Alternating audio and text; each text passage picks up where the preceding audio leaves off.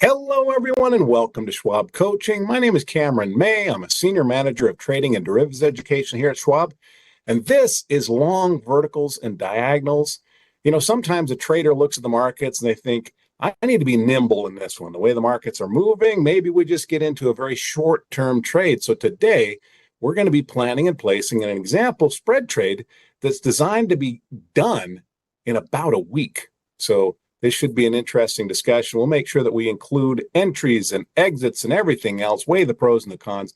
Before we can get to any of that, though, let me first of all say hello to everybody who's already chatting in out there in YouTube.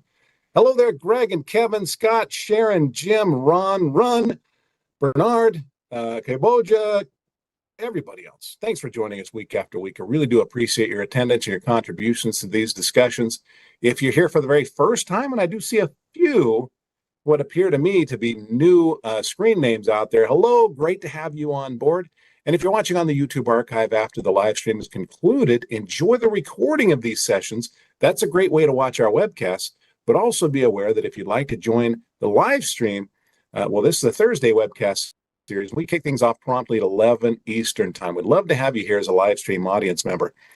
Now, I frequently say, as a special treat, I have XYZ joining me in the chats. Well, today it's Ben Watson, and we all know that is a treat to have Ben in the chats with us. Ben is an absolutely fabulous instructor.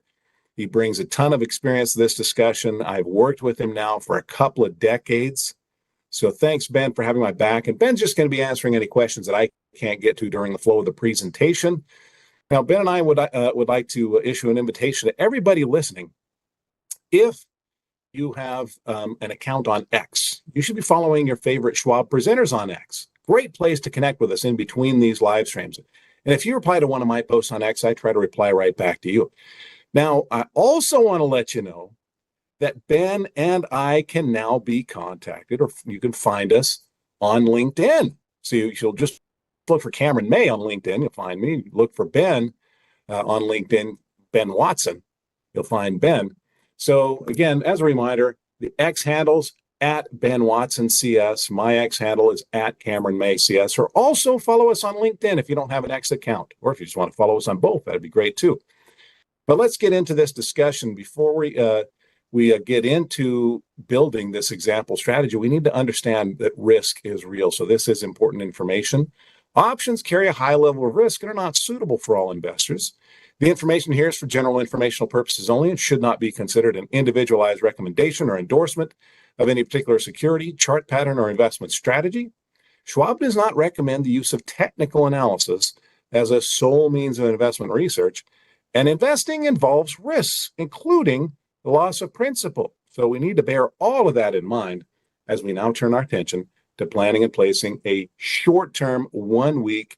We're going to be doing a long call vertical spread. Now, I don't get into credit spreads in this series. It's just a long spread series. So today, that's what we're going to be doing. But we're going to be planning this to be sort of a quick strike trade. And I'll explain why a trader might be considering this sort of a strategy in just a moment. But here's what we're going to be doing with our time together today. First of all, we're going to be looking at our current positions, just see if any of those need some attention. Then we'll take a quick peek at the markets and set a conceptual foundation for why a trader might be considering a short-term trade. And then finally, we're going to plan and place a very short-term one, about a week. And maybe, give me maybe 6 business days. In any case, it's about a week, this strategy that we're going to be planning and placing. But we're going to include entries and exits, weighing the pros and the cons. Should be a great discussion. So let's go right to the Thinkorswim desktop trading software platform. And right now, we have 4 example positions in play. Let's have a look at these. So we have Google. By the way, we're going to be changing some of these. There's one that's going to be ending very soon. So get a good look at these. So with our Alphabet position, we own a 180 long call that doesn't expire for 85 days. We've sold a 255 short call that expires tomorrow. So the preference here for this trader is for the stock to go up, helping out that longer term call, but to stay below the strike of our short call, so below 255. And if you look at the current market value of Alphabet as we speak, it's at 254.30. It is within $1 of that short strike with 1 day left, guess what this trader might be facing? An elevated risk of assignment on this contract. And since I'm going to turn the camera off here in about 40 minutes, we're not even going to be able to see how this plays out if we were to let it go. But basically, here's what's been going on with this Alphabet position. This is not the first short call that we've sold against this longer term. We bought 2 180 calls back here. Then the stock has just been going up since then. It's been great. We actually took profits on the one, closed that out for a $50 profit. Then along the way, we had a small profit on a short call here. We took some significant dings on a pair of short calls on when we had 2 contracts. We've sold off the one, as I mentioned. But yeah, I took a $33-ish loss on each of those 2 short calls. So $50 gain, 33 times 2 is close to $66 loss. That would seem to be, boy, we're underwater. No, the remaining long call, is having a great ride. Let's see. Let's go back to our monitor tab. See, we bought that for about $25. It's worth over $75. So that's up about $51 and a half, our remaining long call position. But this red line right here represents that 255 short that we're in right now. And it expires tomorrow, which is this dashed vertical line that I've drawn in, just to draw our eyes to the fact that we have that October 24th expiration for the short.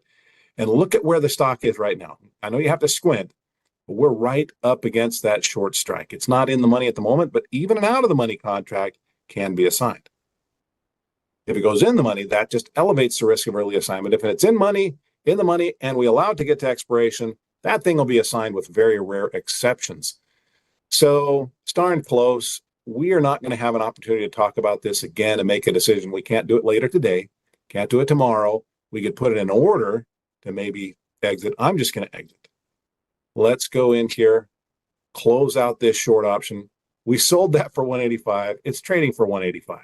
The short's probably going to wind up being pretty much a wash.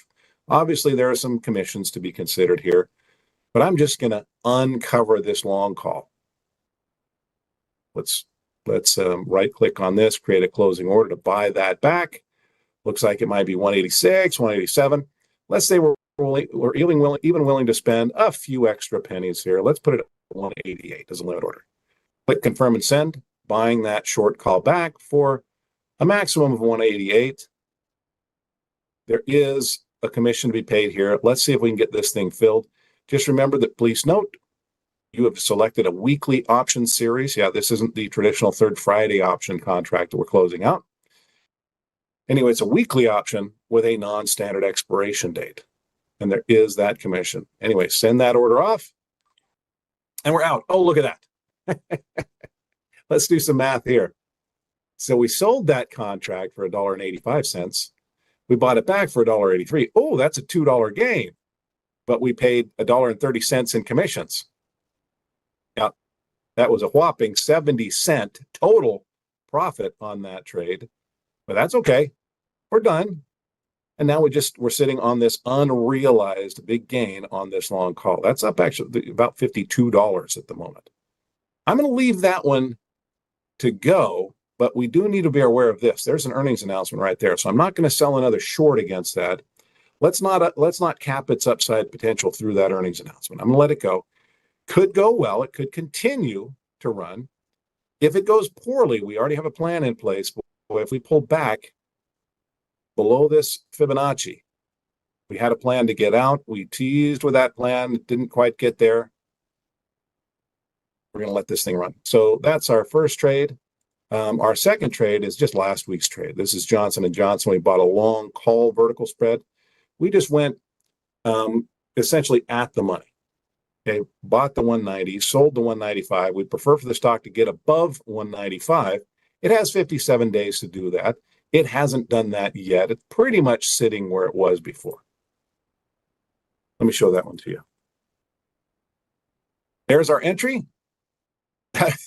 There's where it's sitting right now. Yeah, it actually went up a little bit, but came right back to about our entry. Doesn't expire for a while. We'll let this one continue to work. It's been climbing still. Nothing to be done with that trade just at the moment. We have a position on United Health with this. We closed out a short call last week. We just own the long call. That doesn't expire for a couple of years. So this is another part of a diagonal spread. Let's see. That was our UNH trade. If we want to revisit that one, we entered the position back here, right there. Bought the 300 long call. That's right down here. Sold a 360 short call. This one, we closed it for a 320 profit last week. That's nice. That's because it was right up against that strike. It's very much like that Alphabet position that we just closed out. It was right up against the strike. We didn't have the luxury of waiting around until the next day to see how it worked out. In this case, it actually, let me zoom in here, pulled back below that strike. This would have been in position for a max. It actually pulled back to right here at the close. That would have been a maximum theoretical gain, very likely at expiration. We just couldn't wait around for that last day. The cost there to us is we had a $3.20 realized gain. I think we sold this for like $6.80, something like that. Could have made a lot more, but it is what it is. Close that out. Well, wait, let me go back to this chart. There's an earnings announcement right out there. So again, this one, I'm going to let it ride through that earnings. And we have one final trade that's kind of similar to this. Okay, here's our XOM trade. With this one, oh no, I'm sorry. UNH was similar to Alphabet. XOM is a long call vertical, and I just did something on this trade this morning. I'll show it to you. Made an executive decision before I turned the camera on. I don't like to do things when the cameras aren't on, but I'll just go show it to you. Anyway, in this case, we bought the 110 calls, sold the 111 calls, intentionally creating a very narrow spread with a very small risk on a per share basis. What that can do is sometimes tempt a trader to take a very large position in terms of total contracts traded. So when we have 10 contracts, we have the right to buy 1,000 shares. When we sell 10 contracts, we have the obligation to sell 1,000 shares. 1,000 shares. That's a lot of money if, let's say, we exercise, but we're not assigned. If we wind up maybe buying 1,000 shares and there's no one on the other end to buy those from us. So we had an order in place to close out this spread. Now, let me go show you what's going on with it. Let's come up here. That was our Exxon trade. On mobile. So here's our long, here's our short. We entered the trade right here, and then the stock just took off. It's actually well in the money, well above our strikes, and we just have that 1 day till expiration. So what's almost certainly going to happen if we just leave this alone? We hit expiration, both contracts in the money. We buy the shares for 110, we sell them for 111. That's a $1 value that we paid actually 65 cents to get into. So that would be a 35 cent profit per share, right? That's almost a certainty. It's not a certainty. It's almost a certainty because in the next 24 hours, if something terrible happened with Exxon, stock could drop down to our upper strike. It could drop down below our lower strike. I'm going to let this one go to expiration, but there's still that little lingering little tiny bit of risk there. But I'm just going to let this one work. Let's try to get it to expiration. How much can we maybe close this out for? Look at this. So we're in it for 65 cents. If we closed it out, it's kind of a break-even trade at the moment. As far in the money as it is, and as close to expiration as it is, patient with this one. So I'm going to leave this one alone. All right. So yeah, high probability of success on this one. We're just going to let it work. So that's it for our current positions. Let's plan to place a new trade in this portfolio, but let's not do it blindly. Let's go have a look at what's going on with the markets first and get a feel for market conditions. And here's why I wanted to talk about maybe a quick round trip trade. There are times when a trader might feel like, "Ooh, I've got to be quick.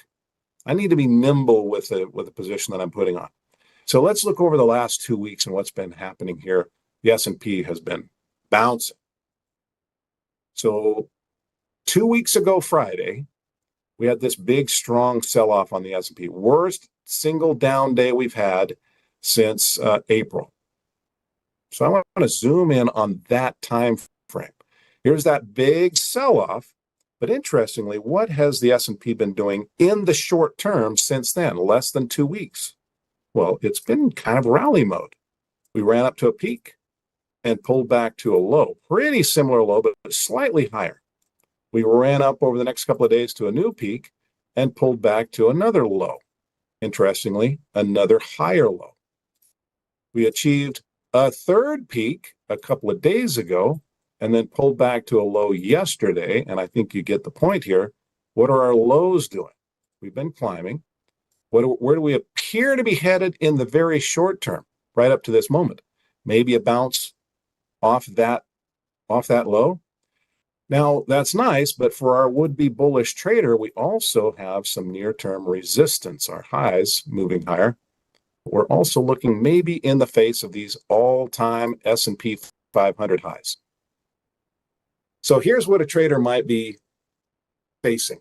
Now, this is not the only way to look at the S&P 500. This is just one technical perspective from one observer. So take it for what it's worth. But maybe we have technical traders looking at the highs and the lows, and those in the short term over a period of less than 2 weeks look like we could make a case for bullishness. Great, let's go plan and place a bullish trade. However, we might be bumping our heads pretty soon. So whatever we do, maybe this trader just doesn't think we can persist upward for very long. And as a matter of fact, maybe not even very high up. So let's place a trade that doesn't even require stocks to climb much, if at all.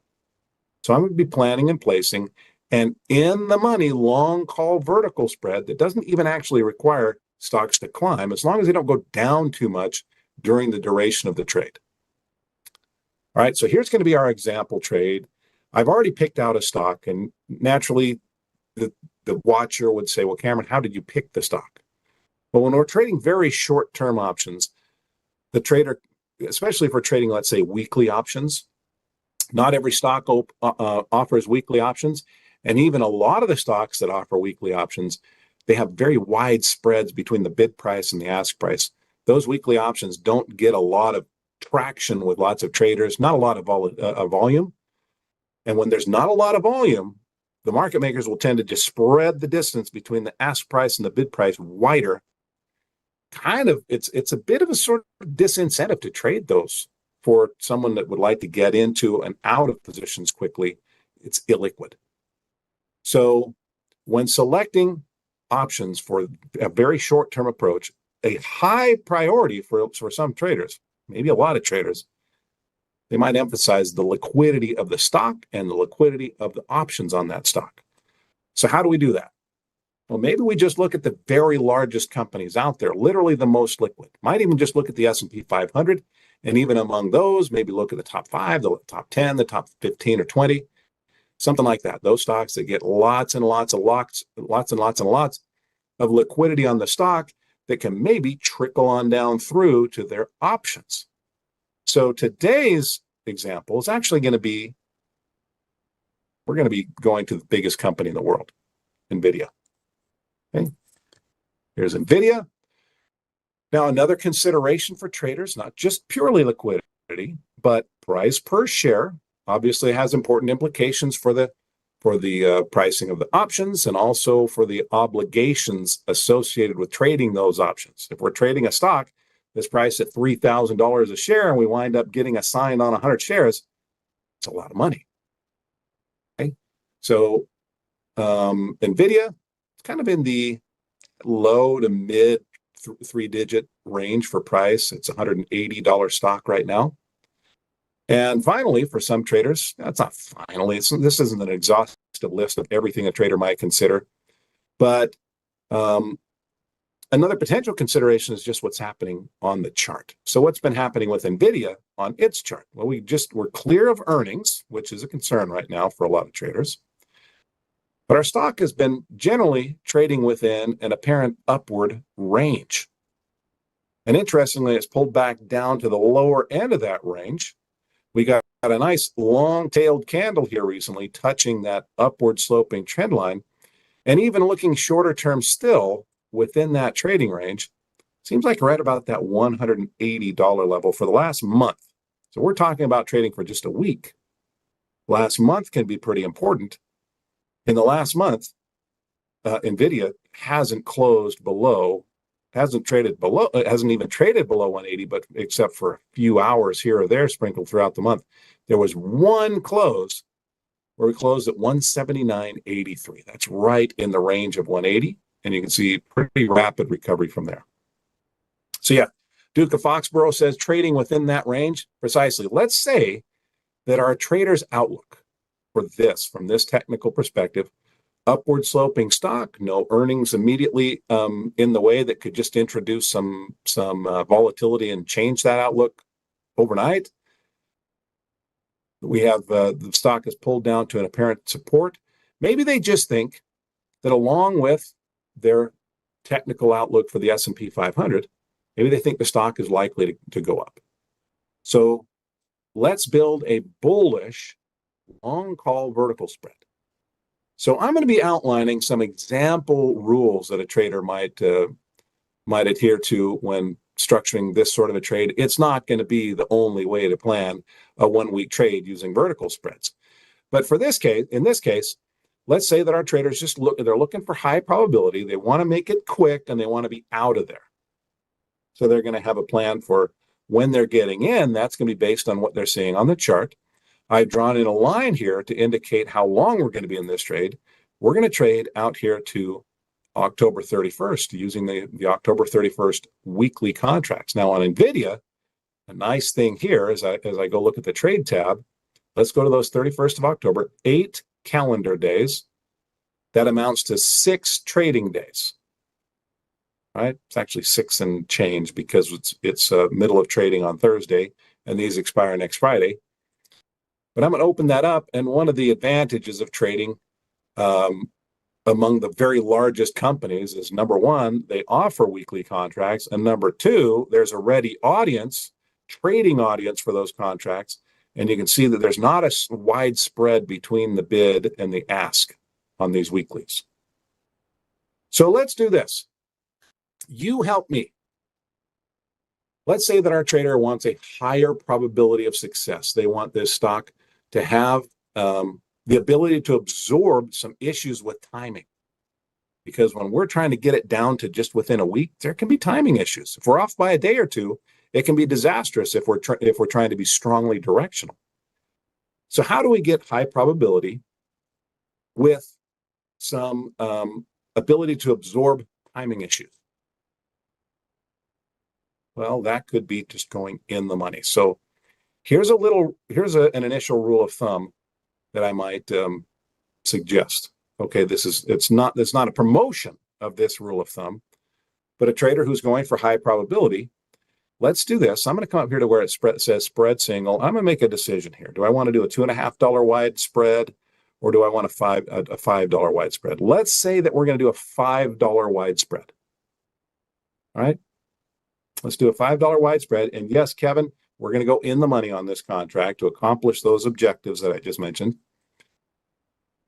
Here's a little technique on the Thinkorswim platform up here where it says spread single. When it says single, that just means that it's showing all the single strikes, all the individual strikes, so we can see them one at a time. Well, if I go up here and I switch this, if I'm planning to do, let's say, a $5 wide spread, to get $5 on a spread, that means that we're going to buy one and then we're going to sell another one that's $5 away. Or in other words, it's 2 strike increments apart, the long and the short that we're going to be trading. So I'm going to go down here on this pop-up menu. So if you didn't see that, let me do that one more time. I'm going to go back up here to spread single. Click on that. I get this menu.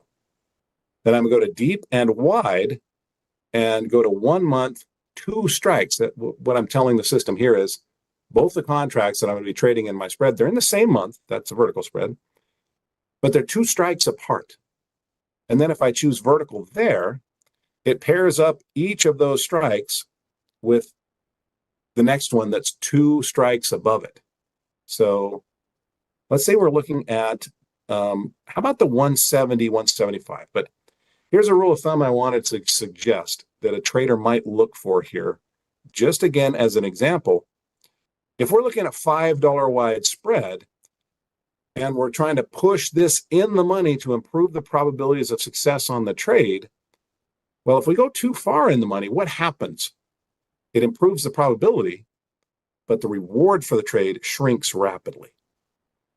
So I'm going to look for, as an example, a vertical spread that I can purchase for, let's say, 8 cents on the dollar. Or if it's a $5 wide spread, in other words, $4. 80% of the width of the spread. Okay, let me do this. If we're looking at a $5 wide spread, let's multiply that by 0.8. I'm looking to pay $4, 80% of the width of the spread. And what this is going to do is if I don't pay much more than $4, what's that going to leave for reward? It's going to leave somewhere around $1. That might, to some traders, might justify an entry here. If we start spending, let's say, closer to $5, well, if we spend $5 on a $5 wide spread, how much is left for profit potential? Nothing. Yeah. So $4 appears to be right about that 170, 175. It's trading between $4 and $4.20. Maybe we can get filled at $4.10. Might be $4.10. Let me show you what that looks like on our chart here. So we're considering buying the 170 call. So here's today. Let's come down below today and go to 170, right there. Buying that 170 call, and it expires just right there, 8 calendar days from today. Then at the same time, we're going to sell the 175 call, which is going to be about right here. Let's get it as close as I can. And that is going to be our spread. Now, with a bullish spread, okay, Greg says, what about making a decision based on delta? That's another way that we could do it, Greg. However, let's say we set a delta requirement, we might then still have to run some math to see if the dollars and cents work out. This is just a way to sort of skip beyond that. I don't know exactly what the delta is. I just know that I've gone as deeply in the money as I can while still having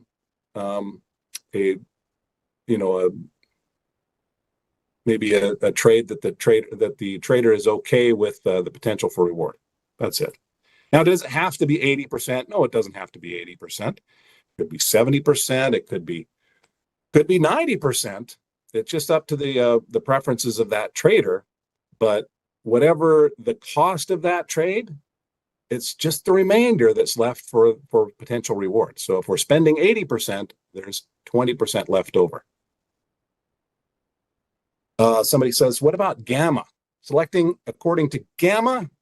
You know what? I might have to park that one. I'm going to have to go and explain what gamma is and what gamma risk is as we're getting close to expiration. Yeah, we do need to be aware, though, that assignment risk is certainly higher on this trade. I'm going to throw risk in parentheses, though, because assignment is actually the objective of this trade. Assignment is max gain for this trade. In any case, here's what we just zeroed in on. The 170, 175. I'm going to draw in a box above 175 because this is where we'd like to be. And this is where we happen to already be. And we have a strong suspicion we're likely to continue to climb. It's not a guarantee, though. If NVIDIA instead breaks through this support and comes on down further, and before October 31st, if it's down here, anywhere down below, I'm just drawing in limited boxes, but it's really anywhere above 75, great. Anywhere below 170, not so good. Let me edit the properties of this drawing. This is where we'd not like to go. Okay. So there we go. We just used a general guide to go in the money as far as we can, while just making sure there's at least some reward left, some meat left on the bone, basically. That's where that 80% rule came from. So specifically, if I want to outline this in real contractual terms, where's our 175, 170? There it is. If I enter into this trade and we buy the 170 call, I have the right to buy shares for 170. But someone else has the right to buy those shares from us, from me for 175. Well, those shares are worth $7 more than that. There's actually a high probability I buy the shares at 170, they're sold at 175. That's a $5 value for which we paid conceptually around $4, and we've turned 4 into 5. That's what we're shooting for. Pardon me. Hold on a second. All right. Well, we've talked through the selection of the strike. We've selected our expiration just based on the premise that this is a quick trade where we have some immediate overhead resistance on the S&P 500. We're trying to get in and out quickly. But let's talk about when might we take profits and when might we take losses. Well, in this trade, if it works out, this is a high probability trade. And if it works out, we make about $1. And the trader may want to get as much of that dollar as they can, since there's not a lot there in the first place. If you're at the store at the restaurant and you get that rib and there's hardly any meat on it, and then you hardly take a bite out of what little meat there is, you're leaving the table hungry. Yeah, we've already selected a trade with not much meat on the bone. We want to give it every opportunity to try to optimize that as much as possible. So in this case, we're not going to have a plan for taking any profits. If the trade is working out, we're going to let it go all the way to expiration, and we're looking for assignment. Now, on the other hand, if the trade starts to fail, well, we don't have to have very many big losers to make up for these slim winners that we're shooting for. So the trader might want to have a stop in place here.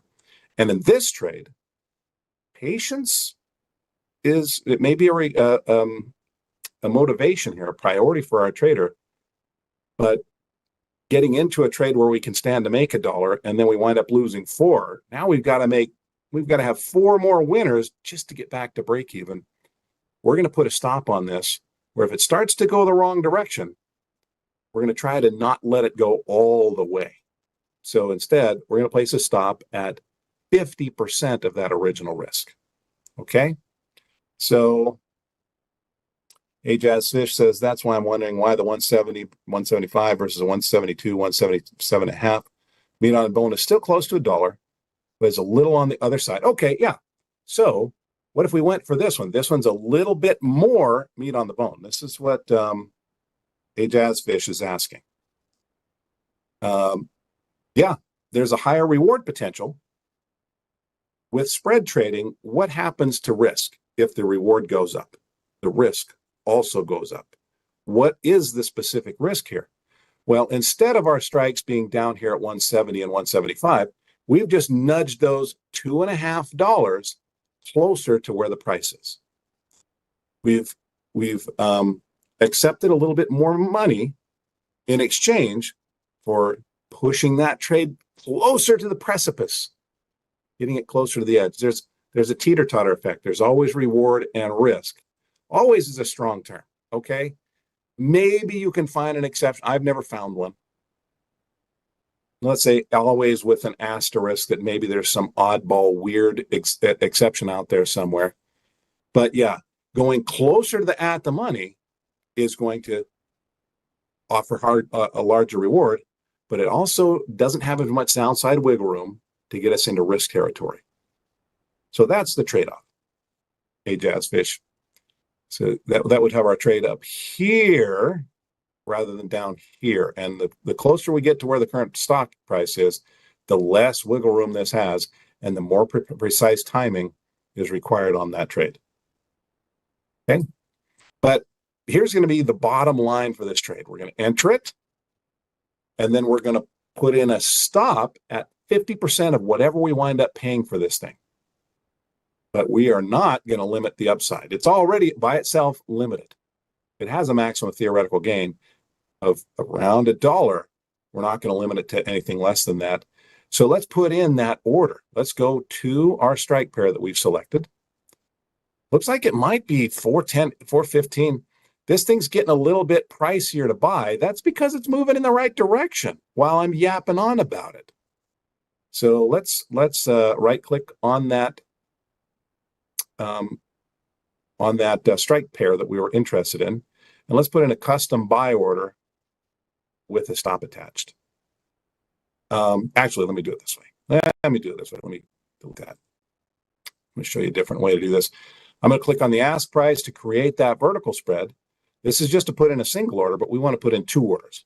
So I'm going to change my order type to a first trigger sequential order. That means if our first order fills, we'll have a second or sequential order go into effect, and right click and create an opposite order there. This is to close out, not if we're making profits, but if we're starting to incur losses. And it looks like we might have to spend 410 for this. What's half of 410 for our stop? It's going to be at 405. Oh, pardon me, 205. Yeah, that looks like with the mid around 410, the naturals at $4. Have a good likelihood of getting this filled. We're going to find out though. Let's make that stop order good till canceled, and let's buy some vertical spreads. So 10 contracts, if we're spending $4 per contract, $4.10, going to be right around a $4,000 trade. And that's right where we try to keep our trades, right around $4,000 of risk. That will leave 90 cents or $900 of reward potential. There are commissions to be paid on this trade, and a couple of other things to note as we're looking to buy that call vertical for $4.10. And we're looking to sell, not looking to, but we will, if we need to, sell at 205 as a stop. But due to potentially wide markets or liquidity risks at the time of activation of the stop, this order may be manually substituted with a limit order upon activation and worked until filled. And another reminder, please note that you've selected a weekly option series. That's a point of the discussion, but that's what we've done, with a non-standard expiration date. Okay, so let's send this off. $13 of commissions to get into 10 contracts, potentially $13 to get out. Let's see if we can get this thing filled. Let's go to our working orders.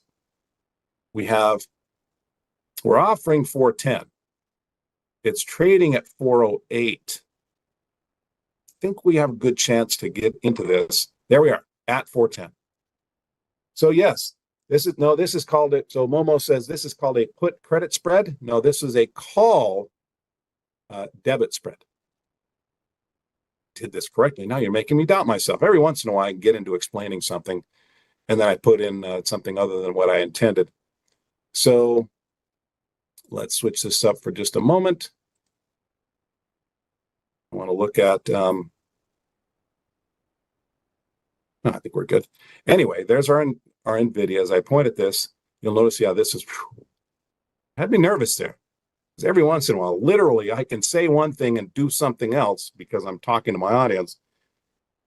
No, what we did here was we bought a call at 170 and sold a call at 175. We actually did 10 contracts. So 10 call contracts at each, where we have the right to buy shares at 170. Someone else has the right to buy shares from us for 175.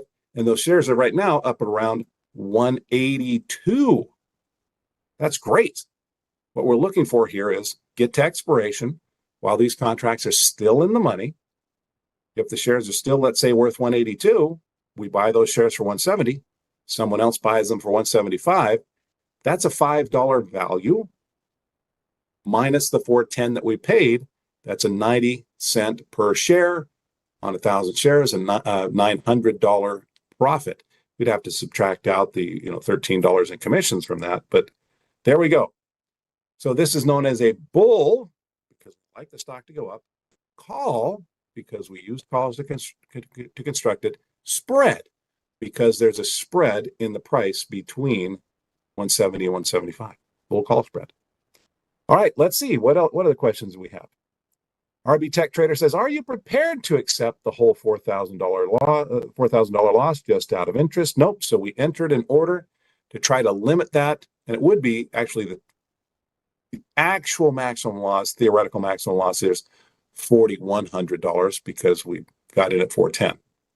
But we have a stop at 205. So theoretically, that limits the loss potential to $2,050. Now, does that guarantee that we will exit with a maximum loss of $2,050? Nope. With stop orders, if we get a strong gap down, if markets are moving rapidly before we can get our order filled, could lose more than that. Any other questions? Let's see. I think we've covered it. Mary Burns says, any risk with the 50% stop that this is too tight, where the morning rush stops us out? Yes, Mary Burns, there is that risk.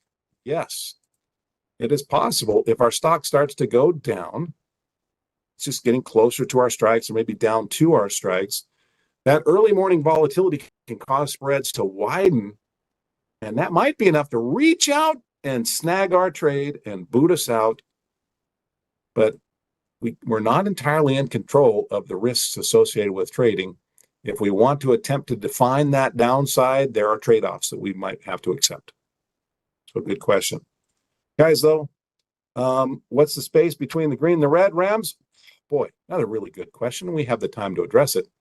So this up here is our maximum theoretical gain scenario. This down here is our maximum theoretical loss. So we have 170 and 175. If we're above 175 at expiration, both those contracts are in the money. And almost certainly what happens is we exercise our right to buy for 170 because the shares are worth more than that. Someone else assigns their right to buy the shares for 175 because they're worth more than that as well. And we buy at 170, sell at 175, $5 gain. If the stock is below 170, they both just expire worthless with rare exceptions, and we lose our $4.10 investment. What about this gap in the middle? What if we're at 172.5? Ooh. We have the right to buy the shares for 170. They're worth more than that, so we buy those shares. And we say, okay, other party, time for you to take these shares from us. And the other party says, Cameron, I don't want your shares. I'd have to pay you 175 for a $172 stock, keep the shares, and they're gone. So what just happened? We just bought 1,000 shares, and there was no buyer on the other end. So now we have 1,000 shares. So then it just comes down to, well, what happens to the value of those 1,000 shares? We bought them for 170. Better hope we can unload those for more than that, maybe on Monday. Okay. Bernard says, do we need to manually exercise, or is it done automatically at expiration? All in the money contracts are automatically assigned. There was a time when this wasn't the case. When way back earlier in my career, if you didn't do it manually, it didn't happen.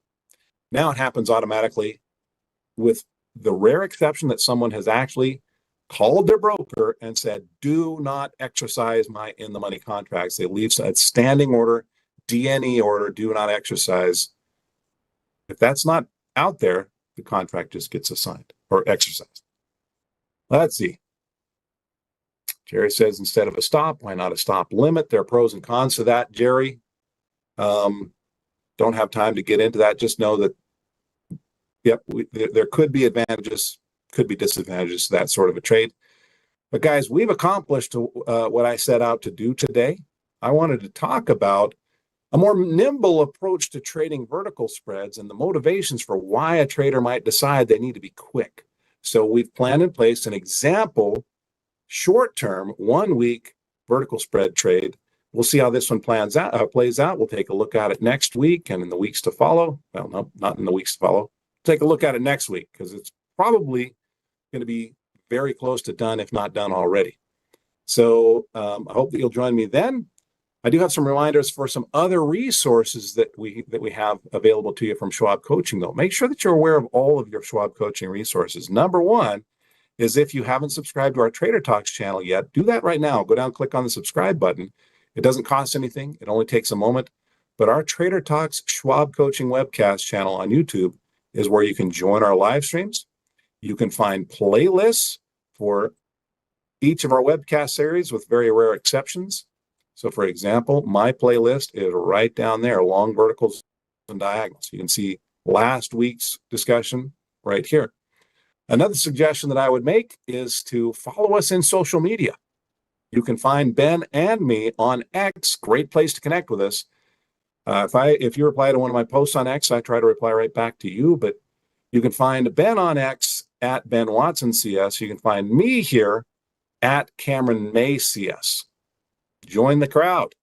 And if you reply to one of my posts, that's a great place to interact with us. You can also follow Ben and me on LinkedIn. So just look for Ben Watson on LinkedIn. Look for Cameron May on LinkedIn. As a matter of fact, right here at the top, I pinned a link to my LinkedIn. You can just click right there. Let me just copy that. Copy that address. I'll post it in there for the live viewers right now. You know what? I don't trust that link, so maybe I'm not going to. I trust it here. I just don't know if the copy and paste worked. Anyway, look me up on LinkedIn. Here's what you're looking for. It's that guy posing in front of that castle. And join the really small crowd of followers right now. Literally started this week. So everybody, thanks for joining me today. I'm going to let you go enjoy the rest of our educational offerings through the rest of today. Ben, thanks for helping out in chat. Definitely appreciate it. I will look for you in a future webcast. I'll look for you on X. I'll also look for you on LinkedIn. But wherever I see you again, until that moment arrives, I want to wish you the very best of luck. Happy trading. Bye-bye.